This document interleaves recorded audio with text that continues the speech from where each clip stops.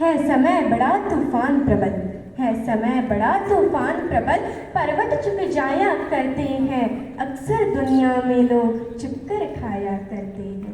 लेकिन कुछ ऐसे होते हैं, लेकिन कुछ ऐसे होते हैं, इतिहास बनाया करते हैं। यह उसी वीर इतिहास पुरुष की, यह उसी वीर इतिहास पुरुष की अनुपम अमर कहानी है, जो रक्त कणों से लिखी गई, जिसकी जय हिंद निशानी है, जिसकी जय हिंद निशानी है, जिसकी जय हिंद निशानी है।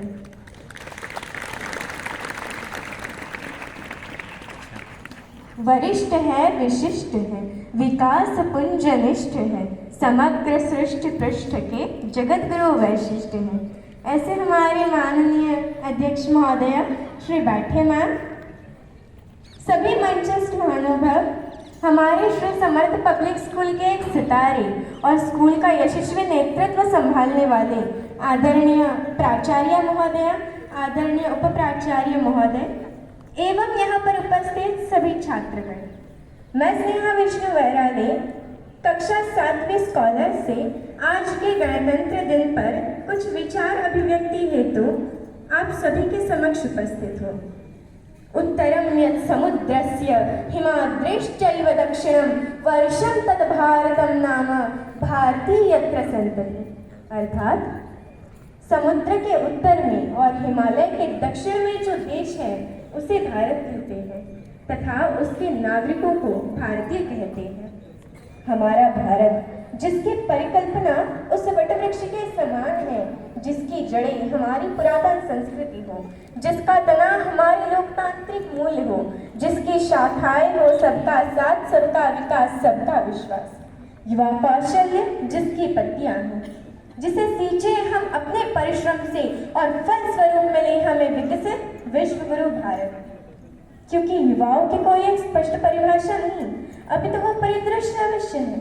वो युवा जो संजीवनी पर्वत लाने में अदम्य साहस रखे, जो गोवर्धनधारी बनकर मर्यादा पुरुषोत्तम से रक्षा करे, लक्ष्मीबाई का युद्ध नंगेली का समर्पण, पद्मिनी का आत्मसम्मान, सीता का संयम झलकारी दायित्व के साथ, सर्वे भवन्तु सुखिनः सर्वे सन्तु निरामया का परिचित्र उदाहरण करें। फिर चाहे वो श्रीलंका में आपातकाल हो, बाढ़ग्रस्त नेपाल हो, अफगानिस्तान में अकाल हो, तुर्की का भूकंप विकराल हो या कोरोना में हाहाकार हो, हम युवाओं को आज़ादी की लड़ाई में अपना योगदान देने का भाग्य प्राप्त नहीं हुआ, लेकिन आज आवश्यकता है अपनी शक्ति को पहचानने की। क्योंकि हमारे प्रेरणा स्रोत स्वामी विवेकानंद जी कहा करते थे कि यदि मुझे 100 ऊर्जावान युवा मिल जाए तो मैं इस देश की दशा व दिशा दोनों बदल कर रख सकता हूँ। ऐसे में हम तो 140 करोड़, हमारे लिए क्या कठिन, बस आवश्यकता है जामवंत की भूमिका निभाने वाले ऐसे मंचों की। बस आवश्यकता है प्रत्येक युवा को ये जानने की कि वो क्या कर सकता है।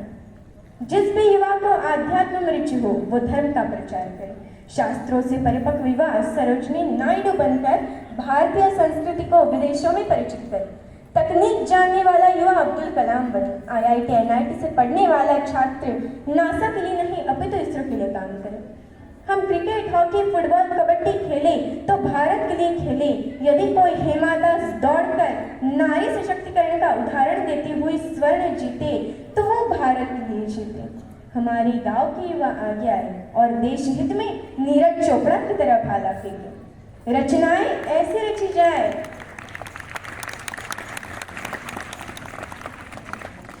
रचनाएं ऐसे रची जाए कि साहित्य का नोबेल भारत को प्राप्त हो। हम शिष्टाचार यूँ बनाए कि जापान से पहले भारत का नाम हो। हमारा भारत एक ऐसा बाग है जिसमें अलग अलग धर्मों के और अलग अलग जातियों के फूल खिलते हैं। हमें उन व्यापारियों की जरूरत नहीं है जो व्यापार करने के लिए फूलों को डालियों से अलग कर दें। हमें तो उन मालियों की आवश्यकता है जो अलग अलग फूलों को सलीके से सजाकर बाग की सुंदरता में वृद्धि करें। जो चांद करवा चौथ का अर्घ लेता है वही चांद ईद की इत्तला भी देता है। चांद ने कभी महसूस नहीं किया हिंदू और मुस्लिम, क्योंकि चांद को वोट नहीं चाहिए। जाति की समस्या का एक ही समाधान है कि जब वो तोड़ने आए तो हम टूटे नहीं। समाचार पत्रों में द्वेष की खबरें छपे, उन्हें हम पढ़ना बंद कर दें तो समाचार पत्र अपने आप सुधर जाएंगे। यदि जो अशांति फैलाने वाले लोग हैं उनको हम अखबार की सुर्खियों में छापते हैं और जो शांति के दूत हैं उनका जिक्र करना भूल जाते हैं। यदि हमने अपने धर्म, अपनी जाति को अपने घर तक सीमित कर लिया और पूरे देश के लिए एक धर्म ग्रंथ सुनिश्चित कर दिया, वो भारत का संविधान, तो ना तो फिर किसी को वंदे मातरम बोलने में आपत्ति होगी, ना किसी को भारत माता की जय बोलने में आपत्ति होगी। तो चलिए हम सभी मिलकर ये मंत्र एक बार बोलते हैं, बिना ये सोचे हम हिंदू हैं, मुस्लिम हैं, उच्च जाति से, नीच जाति से, भाजपा से, कांग्रेस से, एक बार भारतीय होकर बोलते हैं, वंदे वंदे भारत माता की, भारत माता की। बस यही जोश बना रहना चाहिए। जब संगीत से पूछा गया तुम्हारी जाति क्या है, तो संगीत ने कहा मुझे मोहम्मद रफ़ी भी चाहिए और लता मंगेशकर भी। हमें भारतीय राजनीति में पंडित अटल बिहारी वाजपेयी भी चाहिए और एपीजे अब्दुल कलाम भी। इसी के साथ मैं इतना कहना चाहूँगी और आप सभी को आह्वान करना चाहूँगी कि उठो जवान देश की वसुंधरा पुकारती, उठो जवान देश की वसुंधरा पुकारती, ये देश है पुकारता पुकारती माँ भारती, पुकारती माँ भारती। जय हिंद, जय भारत, धन्यवाद।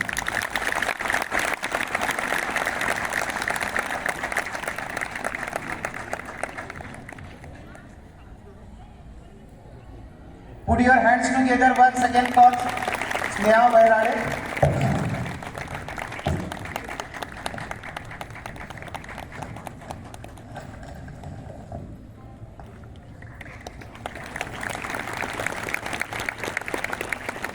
बहुत ही बढ़िया ऐसा स्पीच स्नेहा ने यहाँ दी। तो with the permission of all the dignitaries